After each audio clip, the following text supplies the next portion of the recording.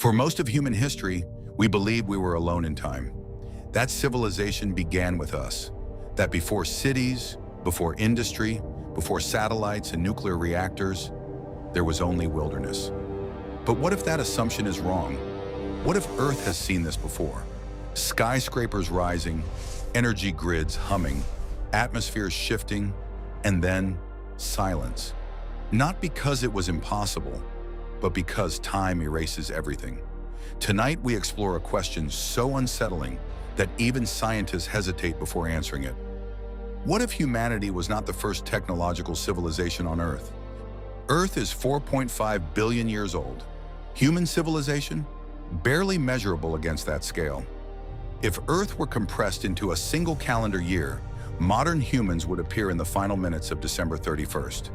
Industrial civilization would occupy less than a second, and yet we assume we are the first. But geology tells a different story. Mountains rise and fall, oceans open and close, entire continents disappear beneath shifting tectonic plates. The planet does not archive history like a library. It recycles it, pulverizes it, melts it, buries it. After 10 million years, steel becomes rust. After 50 million years, cities become sediment. After 100 million years, almost nothing remains. In 2018, two scientists, Adam Frank and Gavin Schmidt, asked a radical but logical question. If an industrial civilization had existed millions of years ago, would we even be able to detect it? They called it the Silurian Hypothesis, not a claim, not a conspiracy, a thought experiment, a test of the geological record. Because the truth is uncomfortable. We are already leaving a permanent mark.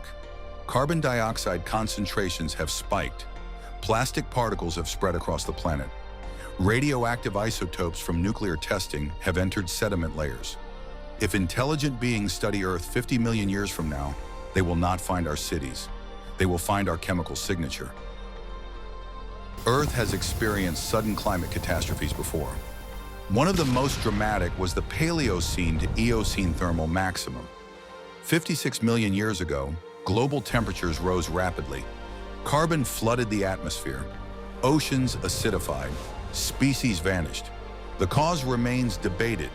Massive volcanic eruptions, methane release, or a feedback loop we still do not fully understand? The Silurian Hypothesis asks something daring. If a civilization had triggered such an event, would we be able to distinguish it from nature? Or would we simply classify it as another geological anomaly? Here lies the central paradox. We believe in dinosaurs, we believe in mass extinctions, we believe in asteroid impacts, but we assume no advanced intelligence ever arose before us. Why? Because we have not found it. But absence of evidence is not evidence of absence. Earth's crust is constantly recycled through plate tectonics. Less than 1% of surface rock survives beyond 500 million years. Civilizations do not fossilize easily. Concrete is not eternal. Steel does not last. Digital data certainly does not survive. Time is ruthless. The Silurian Hypothesis is not really about the past. It is about us. It asks, if we disappeared tomorrow, what would remain? A thin band of carbon in stone, microplastics embedded in ocean sediment, radioactive isotopes marking a brief industrial flash, and then silence. Perhaps one day, millions of years from now, another intelligent species will study Earth's rocks. They will see a sudden carbon spike, a brief warming, a mysterious extinction, and they will wonder, was this natural? Or was there once a civilization here? Just like we are wondering now. But here is where the story turns.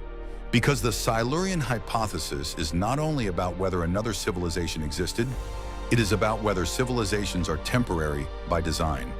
Every advanced society eventually reaches a point where it can alter its planet, burn fossil fuels, reshape ecosystems, split the atom, change the chemistry of the atmosphere. At that moment, intelligence becomes a geological force. We call this the Anthropocene. But what if it is not unique? What if it is simply a phase, a repeating pattern in planetary history? A civilization rises, energy consumption accelerates, climate destabilizes, extinctions follow, collapse becomes inevitable, and after millions of years, all that remains is a thin geological signal, barely distinguishable from nature itself. Maybe the question is not, were we the first? Maybe the real question is, how many times has this happened before? And perhaps the most unsettling thought of all is that the universe may not be silent. It may simply be filled with worlds that burned brightly and vanished. Civilizations that reach for the stars, only to become sediment. If that is true, then the Silurian hypothesis is not a theory about the past. It is a warning about the future, because we are writing our layer in stone right now. Every factory, every power plant, every satellite launch, every decision, the geological clock is ticking. Millions of years from now, the rocks will tell a story. The question is, what story will they tell about us? Will we be remembered as a brief industrial flash, or as the civilization that understood its power and chose to endure? Time will decide. But for now, the future is still in our hands. And perhaps, millions of years from now, another intelligence will stand where we once stood.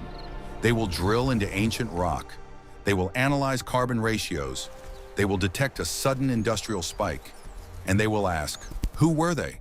What did they build? Why did they disappear? They may never find our cities. They may never see our monuments. But they will see the scar we left behind. And in that moment, they will understand something we are only beginning to realize. Civilizations are not defined by how they begin. They are defined by how they survive. The next chapter of Earth's story is not written in stone yet. It is being written now, by us.